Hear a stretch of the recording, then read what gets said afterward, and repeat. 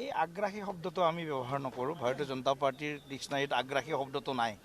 আমি ৰাইজৰ লগত সদায়ে আছোঁ, ৰাইজৰ হৈ কাম কৰি আছোঁ আৰু সংগঠন তৃণমূল পৰ্যায়ত বুথ পৰ্যায়ৰ পৰা আৰম্ভ কৰি প্ৰতিটো স্তৰত সংগঠন শক্তিশালী কৰাৰ কাৰণে সদায় আমাৰ এটা অনবৰত প্ৰয়াস চলি থাকে আৰু তাৰ ক্ৰমত আমি প্ৰধানমন্ত্ৰী ডাঙৰীয়াৰ প্ৰৱাসৰ লগত আমি আজি বিশিষ্ট আমাৰ যিসকল জ্যেষ্ঠ কাৰ্যকৰ্তা আছে, সাংসদ বিধায়কসকল আছে, জিলা সভাপতি প্ৰমুখ্যে তেওঁলোকৰ লগতো প্ৰধানমন্ত্ৰী ডাঙৰীয়াই এটি বাৰ্তালাপ কৰিব, মত বিনিময় কৰিব।